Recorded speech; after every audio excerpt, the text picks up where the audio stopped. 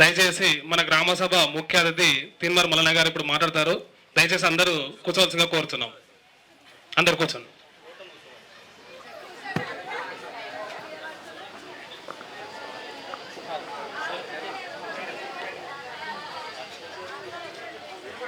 Okay okay అమ్మా, okay, I understand. నాకు అర్థమైంది, మీరు చెప్పాల్సింది అర్థమైంది. మీరు రాయండి, రాసి నర్సింహులు గారు ఉంటారు, నర్సింహులు గారికి ఇచ్చేసేయండి, నేను చెప్తాను. ప్రజాపాలనలో భాగంగా రాజాపేట మండల హెడ్ క్వార్టర్లోని గ్రామ పంచాయతీ కార్యాలయంలో జరుగుతున్నటువంటి ఈ అధికారిక సమావేశానికి అధ్యక్షత వహిస్తున్నటువంటి ఈ గ్రామ ప్రథమ పౌరులు గౌరవనీయులు మధు గారికి, సర్పంచ్ గారికి, అలాగే ఉప సర్పంచ్ గారికి, వార్డు సభ్యులకి, ఈ కార్యక్రమంలో భాగస్వాములైనటువంటి అధికారులందరికీ, అలాగే ఈ కార్యక్రమానికి విచ్చేసినటువంటి వివిధ పక్షాల నాయకులకు,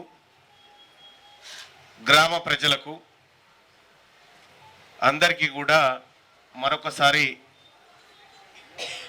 నమస్కారం తెలియజేస్తా ఉన్నా. గ్రామ సభ ఒక మంచి వాతావరణంలో ప్రజా సమస్యలు, ప్రగతి ఏ విధంగా ఉందనేటువంటి అంశాల గురించి చర్చించుకుంటున్నటువంటి సందర్భంలో మెజారిటీ ప్రజల అంశాలు వాటర్, కాలేజ్, అవస్థాపన సౌకర్యాల మీద ఎక్కువగా మాట్లాడడం జరిగింది. అలాగే ఇల్లు, ఆ తర్వాత ఇతర సంక్షేమ పథకాల గురించి కూడా కొంతమంది ఏకరువు పెట్టినారు. అలాగే పెన్షన్ల విషయం కూడా మాట్లాడడం జరిగింది. వీటన్నిటి గురించి మాట్లాడే కంటే ముందు ఈ తెలంగాణ రాష్ట్ర ప్రభుత్వం వారు కొద్దో గొప్ప ఇంప్లిమెంట్ చేస్తున్నటువంటి సంక్షేమ పథకాలపైన ఇవాళ క్షేత్రస్థాయిలో ఒక సమావేశ కార్యక్రమాన్ని ఏర్పాటు చేయాలనేటువంటి ఉద్దేశంతో ఈ కార్యక్రమాన్ని నిర్వహిస్తూ ఉంది. కనీసం పరిపాలన ఏం జరుగుతుందో కనీసమైన ప్రజలకు తెలిసేటువంటి అవకాశం దీని ద్వారా కలిగింది. సాధక బాధకాలు ఎట్లాగో ఉన్నాయి. ఇక్కడ రాష్ట్ర ప్రభుత్వం ఎజెండాలో చాలా అంశాలు కూడా పెట్టుకుంది. క్యూర్, కేర్, తర్వాత రేర్ అనేటువంటి అంశాలతో పెట్టుకుంది. అదే కదా, క్యూర్, పూర్, రేర్. ఈ 2047 విజన్తో పోవాలని చెప్పి ఈ అంశాన్ని చర్చకు జరగాలని చెప్పి చెప్తా ఉంది. అసలు ఈ క్యూర్, ప్యూర్, రేర్ అంటే ఏందనేది మనం ఒక నిమిషం తెలుసుకున్న తర్వాత మిగతా అంశాలకు పోదాం. క్యూర్ అంటే హైదరాబాదు లోపల రింగ్ రోడ్ ఉంది కదా, మన ఔటర్ రింగ్ రోడ్ నుంచి హైదరాబాద్ లోపటి ప్రాంతం అంతా కలిసి క్యూర్ ఏరియా. క్యూర్ అంటే సాఫ్ట్వేర్ ఇండస్ట్రీసు, ఇటువంటి ఇండస్ట్రీలు మాత్రమే అక్కడ ఉండడం కోసం క్యూర్ ఏరియాగా దీన్ని మలిచారు. ఆ తర్వాత ఔటర్ రింగ్ రోడ్ నుంచి రీజనల్ రింగ్ రోడ్ అని ఇప్పుడు మన ఇబ్రాహీంపురం కాడికి పోతుంది కదా ఇడంగా ఒకటి, అక్కడికి దాన్ని ప్యూర్గా పెట్టారు. ప్యూర్ అంటే ఈ ఏరియాలో మొత్తం ఇండస్ట్రీలు, ఉత్పత్తి చేసేటువంటి ఇండస్ట్రీలు ఉంటాయి. ఇక రేర్ అనేటువంటి ఏరియా ఏదైతే ఉందో ఇప్పుడు మనం కూర్చున్న ఏరియా రేర్ పరిధిలోకి వస్తుంది. రేర్ అంటే ఇది వ్యవసాయము, ఇతర అంశాలకు సంబంధించినటువంటి దానికి వస్తుంది. అయితే ఈ మూడిటి ద్వారా 3 ట్రిలియన్ ఎకానమీ 2047 కల్లా సాధించాలనేది రాష్ట్ర ప్రభుత్వ లక్ష్యం. ఇది అయ్యేది కాదనేది మనలాంటి వాళ్ళందరికీ తెలుసు. దీంట్లో లోతుపాతులు ఏముంటాయి, ఏం కథ అనేది ఇదంతా తెలుసు. కాకపోతే ఏంటంటే ప్రభుత్వానికి ఒక ఆశ ఉండడం తప్పు కాదు. 3 ట్రిలియన్ ఎకానమీ కావాలంటే మన జేజమ్మలు దిగి రావాలి. అది అయ్యే పని కాదు ఇప్పట్లో. కానీ ప్రభుత్వం దీంట్లో అనేకమైనటువంటి అంశాలను పెట్టింది. 2034 నాటికి ఏ విధంగా ఉండాలి, 31 నాటికి ఏ విధంగా ఉండాలి అనేటువంటి అన్ని అంశాలు పెడితే నేను మొన్న శాసన మండలిలో ఇదే అంశం గురించి మాట్లాడడం జరిగింది. సో నేను లేవనెత్తిన ప్రశ్నలకు ప్రభుత్వం దగ్గర సమాధానం లేదు. సో నువ్వు 47 సంగతి చెప్తున్నావు, వచ్చే ఏడాది ఎంత వేస్తావో చెప్పమంటే దానికి సమాధానం లేదు. సరే, ఏదేమైనప్పటికీ కూడా వాస్తవాల మీద మాట్లాడుకోవాలి.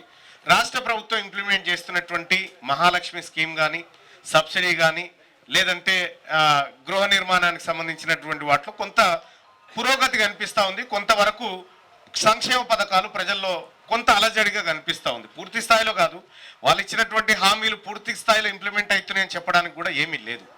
సో కాబట్టి ఈ ప్రధానమైనటువంటి అంశాలు రాష్ట్ర ప్రభుత్వానికి ఈ సభ ద్వారా పోవాల్సినటువంటి అంశాలు చాలా ఉన్నాయి. మీరు చెప్పినటువంటి ప్రతి అంశం కూడా ఈ క్షేత్రస్థాయి నుంచి రాష్ట్ర స్థాయి వరకు పోవడం, దానికోసం ఇప్పుడు 2 తారీఖు రోజు, ఇవాళ ఏప్రిల్ 2 కాబట్టి గ్రామ స్థాయి, ఆ తర్వాత మండల స్థాయి, ఆ తర్వాత నియోజకవర్గ స్థాయి, ఆ తర్వాత జిల్లా స్థాయి ఉంది, ఆ తర్వాత రాష్ట్ర స్థాయి ఉంది. ఈ రాష్ట్ర స్థాయి వరకు ఇది అంచెలంచెలుగా ఈ సమస్యలు అనేటివి, లేదంటే ఈ సాధక బాధకాలు అనేటివి పోవాలనేటువంటి ప్రభుత్వ ఉద్దేశం కావచ్చు బహుశా.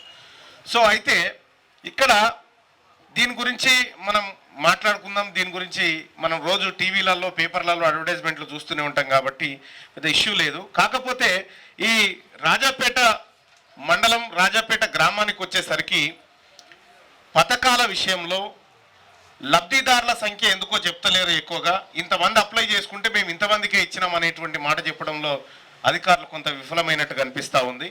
సో అది సరిచూసుకోవాల్సినటువంటి అవసరం ఉంది. ఇక్కడ ఏ స్కీమ్ ఇంప్లిమెంట్ చేసినా, అది ఇల్లు అయినా, సబ్సిడీ అయినా, బోనస్ అయినా, ఇంకో రుణమైనా, అది రాజకీయాలకు అతీతంగా అసలైన లబ్ధిదారులకు చేరినప్పుడే ఈ గ్రామానికి కానీ, ఈ పథకాలకు కానీ, అందరికి కానీ మంచి జరుగుతుంది. సో కాబట్టి వచ్చిన వాడికే పదే పదే వస్తూ ఉంటే, రాని వాళ్ళు ఆమె బాత్రూంలో బతుకుతూ ఉంటే, ఇప్పుడు వచ్చిన ఆమె, మరి అటువంటి వాళ్ళ పరిస్థితి చాలా దీనంగా ఉంటుంది. కాబట్టి రాష్ట్ర ప్రభుత్వం సభలు పెట్టడమే కాదు, ఈ సభలలో తక్షణ పరిష్కారమైన అయ్యేటువంటి అంశాలను కూడా ఇక్కడికిక్కడే పరిష్కరించగలిగితే అది కొంతవరకు ప్రజల్లో నమ్మకాన్ని పెంచుతుంది. కేవలం ఇక మేము అవి పెట్టినాం, మీరు చర్చించుకోండి అన్నట్టే ఉంది. కానీ ఇక్కడ చెప్పడానికి కూడా ఏమీ లేదు. ఇప్పుడే సర్పంచ్ గారు కనీసం ఒక అంబులెన్స్ కావాలి మాకు అని అంటే, నేను ఇప్పుడే డిఎంఎండ్హెచ్ఓ గారితో మాట్లాడినా, సార్ నేను పంపిస్తా సార్ అంబులెన్స్ అనేటువంటి మాట ఆయన చెప్పడం జరిగింది. ఇక పెన్షన్ల విషయం కానీ, లేకపోతే ఇండ్ల విషయం కానీ, మరికొన్ని విషయాలు కూడా నాకు గౌరవ సర్పంచ్ గారు చెప్పడం, కిందది ఇవ్వండి, అది గౌరవ సర్పంచ్ గారు చెప్పడం జరిగింది. గవర్నమెంట్ హాస్పిటల్ అంబులెన్స్ విషయంలో ఏమైనా చేయొచ్చు అంటే, ఇప్పుడే నేను డిఎంఎండ్హెచ్ఓ గారితో మాట్లాడినా, సార్ నేను అంబులెన్స్ అక్కడ పెట్టి ఏర్పాటు చేస్తా సార్ అని చెప్పి ఆయన హామీ ఇవ్వడం జరిగింది. రైట్గా ఇంటర్ కాలేజ్ విషయానికి వస్తే ఇక్కడ ఏపీఆర్జేసీ, టీఎస్ఆర్జేసీ ఒకటి ఉన్నట్టుంది. ఆ తర్వాత ఇంటర్మీడియట్ కాలేజ్ ఇప్పటి వరకు ఇక్కడ లేదు. ఇది చాలా దారుణంగా ఉంది. ఇక ఇరిగేషన్కి వాటర్ విషయంలో కానీ, రాజాపేట్ ఫోర్ట్ కానీ, పాల బిల్లులు కానీ, తర్వాత ఎమ్మెల్సీగా నా ఫండ్స్ విషయంలో సర్పంచ్ గారు నా ముందు పెట్టడం జరిగింది. వాస్తవానికి రాజాపేట ప్రాంతం నెరి అంత ఎడారి ప్రాంతం కాదు, చేయదలుచుకుంటే దీన్ని చాలా అద్భుతంగా చేయొచ్చు. గతంలో నేను సర్వే ఆఫ్ ఇండియా వాళ్ళని ఈ రాజాపేట గురించి ఆలోచించి సర్వే ఆఫ్ ఇండియా వాళ్ళని ఒకసారి పిలుచుకొని మాట్లాడినా. ఎందుకంటే వాళ్ళ దగ్గర ఉన్నటువంటి పాత సర్వే మ్యాపులు తీసుకొని చేస్తే ఇక్కడ మన గోదావరి నుంచి మన తపాస్పల్లికి వాటర్ వస్తుంది. ఇక్కడ గోదావరి నుంచి తపాస్పల్లికి, మీద అయిపోయాక మాట్లాడుతున్నాను, అయితే తపాస్పల్లికి వాటర్ వస్తుంది. ఈ తపాస్పల్లి నుంచి ఆ కుర్రారం చెరువులోంచి ఇట్లా వస్తుంది అనే, కుర్రారమే కదా, బొందుగులడా, ఇప్పుడు ఈడికి రావాలంటే రెడ్డి చెరువు కాడికి రావాలి. అయితే దీని మీద నేను గతంలో ఒక కార్యక్రమం తీసుకున్నటువంటి సందర్భంలో ఏం జరిగిందంటే, ఇప్పుడు తపాస్పల్లి వాటర్కి అసలు సిద్దిపేటకు సంబంధం లేదు, అటు అలొకేషన్ లేదు. కానీ పోయినసారి ఏం జరిగిందంటే, ఈ రాజాపేటకు నీళ్లు కావాలని మేము కొట్లాడితే, అప్పుడు ఇరిగేషన్ శాఖ మంత్రిగా హరీష్ రావు గారు ఉండి ఏం చేసిండు, ఆ కొండను 2గా చీర్చి ఆ వాటర్ సిద్దిపేటకు ఎత్తుకొని పోయిండు. వాటర్ కోసం కొట్లాడిందేమో ఇక్కడ మన ప్రాంతం వాళ్ళం, ఎత్తుకపోయిందేమో ఆయన. ఇప్పుడు మళ్ళీ ఇక్కడికి కావాలంటే మళ్ళీ 15th ప్యాకేజ్ నుంచి రావాలి, లేకపోతే ఇంకొక గొలుసుకట్టు చెర్ల ద్వారా ఇది నిండాలనేది ప్రధానమైనటువంటి సమస్యగా మారింది. మరి ఎట్లా ఈ రాజాపేటకి వాటర్ రావాలంటే ఒకే ఒకటి మనకు ఉన్నటువంటి ఆప్షన్ ఒకటి, తపాస్పల్లి నీళ్లను వేగంగా తీసుకోవడమే. ఇప్పుడు దానికోసం కాళేశ్వరం ప్యాకేజీలు కూడా అక్కర్లేదు. తపాస్పల్లిది మనకి ఇక్కడ కొండపోచమ్మ దగ్గర నుంచి వస్తూ ఉంటుంది ఒక కాలువ, చిన్న ప్రాజెక్టు. రాజాపేటకు వచ్చేసరికి చిన్న ప్రాజెక్టు, సిద్దిపేటకు తీసుకుపోయే వరకు పెద్ద ప్రాజెక్ట్ ఎట్లయితుంది, కాకూడదు కదా.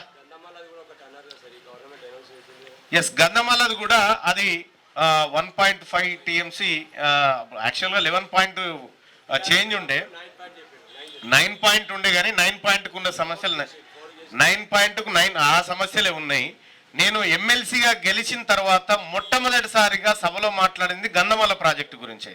గంధమల్ల ప్రాజెక్టు వస్తే కొంతలో కొంత ఈ ప్రాంతం సస్యశ్యామలం అవుతుంది అనేటువంటి ఉద్దేశంతో గంధమల్ల ప్రాజెక్టు గురించి మాట్లాడిన వెంటనే గవర్నమెంట్ కూడా రిప్లై ఇచ్చింది. ఆ వెంటనే మంత్రి ఉత్తమ్ కుమార్ గారితో కూర్చొని మాట్లాడి ఆ అధికారులను కూడా ఏఎన్సీ గారిని వాళ్ళందరినీ కూర్చొని మాట్లాడి అది చేయడం జరిగింది. గంధమల్ల ప్రాజెక్టు ఆల్మోస్ట్ ఆల్ అది అయిపోతుంది. దానికి సంబంధించినటువంటి లబ్ధిదారులకు కూడా డబ్బులు జమ చేసేటువంటి కార్యక్రమం చేస్తూ ఉన్నారు. వన్స్గా గంధమల్ల కొంత పూర్తయితే కొంత గ్రౌండ్ వాటర్ లెవెల్ మనకు పెరిగి రాజపేటకు కొంత ఉపశమనం జరిగేటువంటి అవకాశం ఉంటుంది. అయితే పూర్తి స్థాయి అనను, కానీ మనకి ఇటువైపు నుంచి మనం ఇది తపాస్పల్లి వాటర్ పట్టుకురాగలిగితే కనుక ఇక రాజపేటకు నీటి కొరత ఉండదు అనేది నాకున్నటువంటి ఆలోచన. సో ఆ కార్యక్రమం మరి గతంలో ఉన్నటువంటి వాళ్ళు చాలా మంది మీకు అందరికి తెలిసిందే కదా, ఓట్ల కోసం అన్ని చెప్తా ఉంటాం, అన్ని చేస్తూ ఉంటాం. ఇప్పుడు గతంలో షెట్టు కట్టేయమంటే షెట్టును కొట్టేసినట్టు అయిపోతుంది, షెట్టే లేకుండా చేస్తే కట్టేసుడే లేదన్నట్టు అవుతుంది.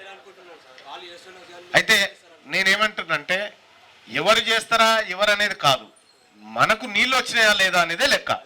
నీళ్లు సాధించడం కాడ పార్టీలు అవసరం లేదు, మనకు పంతాలు అవసరం లేదు. నీళ్ల కోసం అందరం ఒకటి కావాల్సినటువంటి అవసరం ఉంటుంది, అందరం సమిష్టిగా చేసుకోవాల్సినటువంటి అవసరం ఉంటుంది. సో మీ మన రాజాపేటకు సంబంధించి ఎటువంటి సమస్య ఉన్నా నేను వచ్చి ముందుండడానికి నేను సిద్ధంగా ఉన్నా. నా తరఫున నేను నాకున్నటువంటి దారుల్లో నేను ప్రయత్నం చేస్తా అని చెప్పి మీ అందరికీ హామీ ఇస్తా ఉన్నా. ఇక అలాగే ఇంటర్మీడియట్ కాలేజ్ విషయంలో కూడా నేను రాష్ట్ర ప్రభుత్వానికి నా తరఫున రిప్రజెంటేషన్ పంపిస్తాను, రేపే పంపిస్తా. ఇంటర్మీడియట్ కాలేజు రాజపేటకు ఒకటి శాంక్షన్ చేయమని చెప్పి. అయితే ఇంటిగ్రేటెడ్ స్కూల్స్కి సంబంధించి మొత్తం తెలంగాణ రాష్ట్రంలో 118 ఏవో పెడతా ఉన్నారు,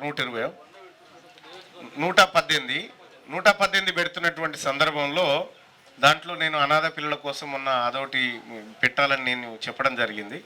అయితే ఈ మొత్తం ఈ ఆలేరు నియోజకవర్గానికి వచ్చింది ఒక స్కూలు, అది ఆడ ఏడా భువనగిరి దగ్గర రుస్తాపురం దగ్గర పెడతా ఉన్నారు.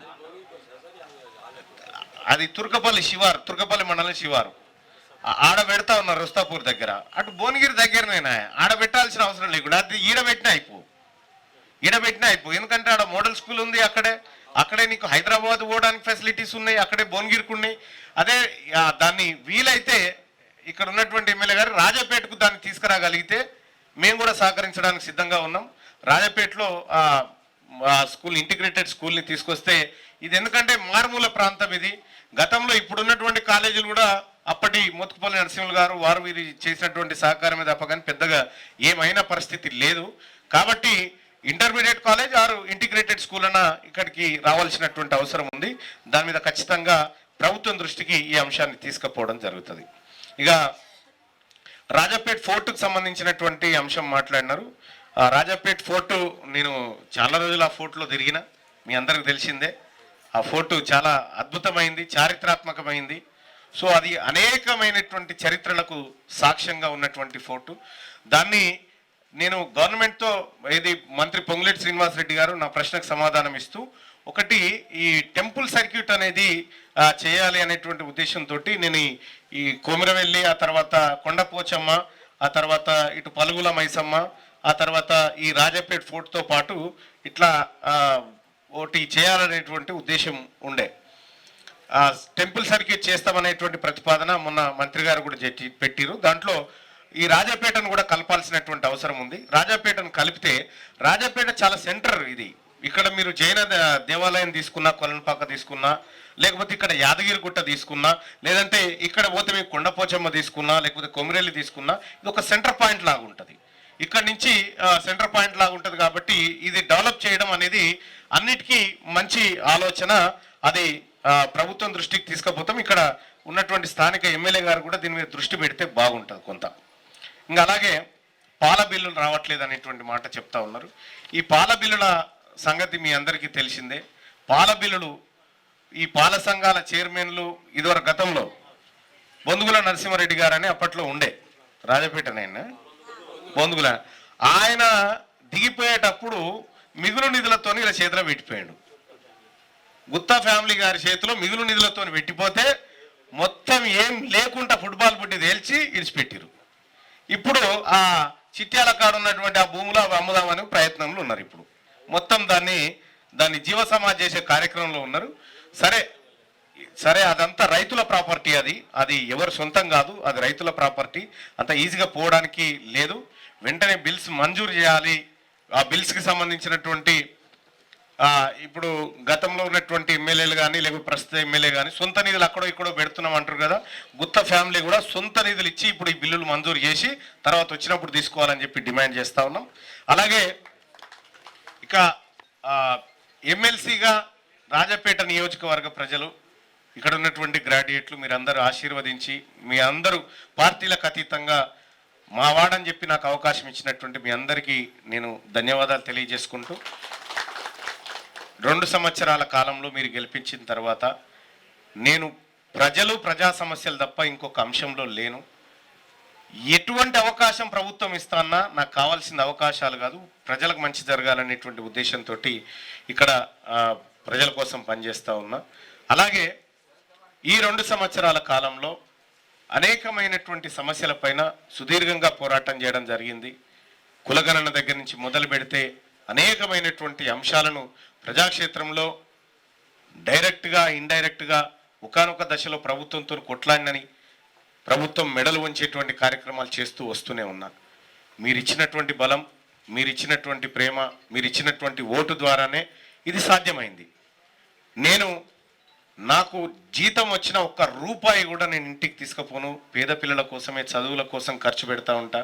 ఇదే ఆలేరు నియోజకవర్గంలో, ఇదే రాజాపేటలో ఉన్నటువంటి గవర్నమెంట్ స్కూల్లో చదువుతున్న 1వ తరగతి నుంచి 10వ తరగతి వరకు పిల్లలకు అందరికీ బాటా షూస్ కొనిచ్చి అందరి కాళ్ళకు తొడిగించిపోయినటువంటి కార్యక్రమం మీ అందరికి తెలుసు. నా బిడ్డలు వేసుకుంటున్న షూజే మీ బిడ్డలు కూడా వేసుకోవాలని పంపించడం జరిగింది. అలాగే ఈ రాజాపేట మండలం ఏదైతే ఉందో, ఈ రాజాపేట మండలం నాకు నా సొంత మండలం లాంటిదే. ఎందుకంటే నేను ఈ రాజాపేటలో కొన్ని నెలల పాటు ఉన్నటువంటి వాడిని. ఇదే గవర్నమెంట్ రెసిడెన్షియల్ దాంట్లో వర్క్ చేసినటువంటి వాళ్ళం. అప్పుడు ఎలక్ట్రికల్ కాంట్రాక్ట్ మాకే ఉంటుండే, అక్కడ పనిచేసినటువంటి వాళ్ళం మేమంతా. సో కాబట్టి రాజాపేటతో చాలా పెద్ద అనుబంధం ఉంది. ఈ రాజాపేట నాకు మరొక తల్లి లాంటి ఈ మండలం ఇది. ఖచ్చితంగా ఈ మండలానికి మంచి చేసేటువంటి కార్యక్రమంలో ముందుంటా. ఇప్పుడు రాబోయేటువంటి బడ్జెట్ అయింది. ఈ బడ్జెట్లో మరి ఎమ్మెల్సీగా నాకు కూడా కొంత ఫండ్ ఈసారి కేటాయిస్తే మన నర్సన్న ఎక్కడ నర్సన్న మన ఎమ్మెల్సీ ఫండ్స్ మా నర్సన్న ఆలేరు నియోజకవర్గ ఇన్ఛార్జ్ మా పార్టీ నుంచి ఆయన, మీరు ఏ సమస్య ఉన్నా అన్న, మీ గ్రామాలలో కానీ మీ సమస్యలు ఏమున్నా మా దృష్టికి తీసుకురండి అన్న.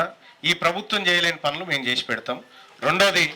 రెండో విషయం ఏంటంటే, మరి వచ్చే ఫండ్స్లో కూడా రాజాపేటకు మీరు అవకాశం కల్పించండి. ఈ రాబోయేటువంటి ఫండ్స్లో కూడా ప్రయారిటీ రంగాలు హెల్త్ అండ్ ఎడ్యుకేషన్ మీద కొద్దిగా ఎక్కువగా నా నిధులు ఖర్చు అయితే నాకు హ్యాపీగా ఉంటుంది. అందుకోసమని రేపు వచ్చేటువంటి నిధులు హెల్త్ అండ్ ఎడ్యుకేషన్లో మిగతా మండలాలకు ఏ విధంగా చూస్తూ ఈ మండలానికి కూడా కొద్దిగా రవంత ఎక్కువనే చూడాల్సినటువంటి అవసరం ఉంది ఈసారి అని చెప్పి తెలియజేసుకుంటూ, మీరు మధు గారు ఏదున్నా మీరు నర్సన్న గారికి టచ్లో ఉండండి. ఇక ఇవే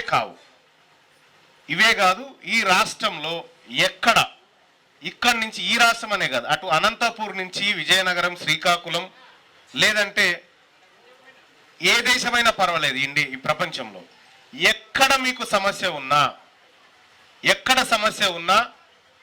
నాకు నెట్వర్క్ ఉంది, నేను చేసి పెడతా. నాకు నెట్వర్క్ ఉంది, నేను చేసి పెడతా. మొన్న ఒక పిల్లగాడు కోరుట్ల నుంచి మలేషియాలో పోయి ఉన్నాడట. మలేషియాలో పోయి ఉంటే అతను ఎవరు మోసం చేస్తే రోడ్ల మీద పడితే పోలీసు వాళ్ళు అరెస్ట్ చేస్తూ ఉన్నారంటే, మలేషియాలో ఉన్నటువంటి మా వాళ్లకు నేను రిక్వెస్ట్ చేస్తే ఇప్పుడు ఆ పులగాన్ని పనిలో పెట్టుకున్నాడ వాళ్ళు చూసుకుంటా ఉన్నారు అక్కడ. ఇట్లా కొన్ని 100 మంది పిల్లల్ని విదేశాలలో అక్కడ ఇక్కడ వాళ్ళకి సేవలు చేసుకుంటూ వస్తూ ఉన్నాం. మీకు ఏ ఇబ్బంది అయినా సరే ఈ రాష్ట్రంలో కానీ, ఈ దేశంలో కానీ, ఈ ప్రపంచంలో కానీ ఎక్కడికి పోయినా మనకంటూ ఒక వ్యవస్థను ఏర్పాటు చేసినాం. మీ సమస్యలన్నిటికీ నేను బాధ్యత వహిస్తా. మీ సమస్యలను మేము భుజాల మీద వేసుకొని చేయడానికి మేము సిద్ధంగా ఉన్నాం. ఎక్కడెక్కడి వాళ్ళకో చేస్తూ ఉన్నాం. అనంతపూర్, కర్నూలు, గుంటూరు నుంచి వస్తారు మన దగ్గరికి. మరి రాజాపేటలో ఉన్నటువంటి వాళ్ళకు కూడా నేను సూచన చేస్తూ ఉన్నా, ఇది మన ఇల్లు, నా ఆఫీస్ అంటే మీ ఇల్లు. మీ సమస్యలకు పరిష్కార కేంద్రంగా ఉంటుంది. మీరు ఆల్వేస్ మీరు పనిచేయడానికి మేము సిద్ధంగా ఉన్నామని చెప్పి తెలియజేసుకుంటూ, ఇక ప్రభుత్వం ఇవాళ నిర్వహించినటువంటి కార్యక్రమం ఏదైతే ఉందో, ప్రజా సమస్యలు, ప్రజల సంక్షేమ పథకాలు చూసిన తర్వాత కొంత అసంతృప్తి మాత్రం కనిపిస్తూ ఉంది నాకు. ప్రభుత్వం ఇంకా మెరుగ్గా పనిచేయాల్సినటువంటి అవసరం ఉంది. ఇదే అంశాన్ని రాజపేట గ్రామ పంచాయతీ వేదిక నుంచి నేను తెలియజేస్తా ఉన్నా. లబ్ధిదారులకు, అప్లై చేసుకున్న లబ్ధిదారులకు అందరికీ పథకాలు రావాలి, అందరికీ ఇండ్లు రావాలి, అందరికీ పెన్షన్లు రావాలి, అందరికీ అన్ని సంక్షేమ పథకాలు అందినప్పుడే అది ప్రజాపాలన అవుతుంది, సంక్షేమ రాజ్యం అవుతుంది అనేటువంటి విషయాన్ని మీ అందరికీ తెలియజేసుకుంటూ, మరి నేను ఇలా రాజాపేటను ఎంచుకోవడానికి కారణం ఏంటంటే, రాజాపేటలో ఒక నవ యువకుడు సర్పంచ్గా ఎన్నిక కావడం జరిగింది. అలాగే రాజాపేట ప్రజల్ని కూడా ఒకసారి పలకరించినట్టు ఉంటుంది అనేటువంటి ఉద్దేశంతో ఇక్కడ రావడం జరిగింది. సో మీ సోదరుడిగా, మీ తమ్ముడిగా ఎప్పుడు మీకు అందుబాటులో ఉంటా అని చెప్పి తెలియజేసుకుంటూ, మీకు ఎవరు లేరు, మీకు ఎమ్మెల్యే లేరు అనేటువంటి బాధ, ఆ ఫీలింగే కలిగించకండి. నేనున్నా, నీకు ఏ కష్టం వచ్చినా నేను నిలబడతా అని చెప్పి నేను మధుకు కానీ అందరికి కానీ హామీ ఇస్తా ఉన్నా. అలాగే స్పెషల్గా మీరు మీ బాధలు ఏమన్నా ఉంటే మాకు చెప్పి చూడండి, ఎట్లా జరుగుతాయో చూడండి, అంతే. ఓకేనా? Thank you. ఈ కార్యక్రమంలో నాకు ఆహ్వానం పలికినటువంటి అధికార బృందానికి, సర్పంచ్ గారికి అందరికి కూడా మరొకసారి ధన్యవాదాలు తెలియజేసుకుంటూ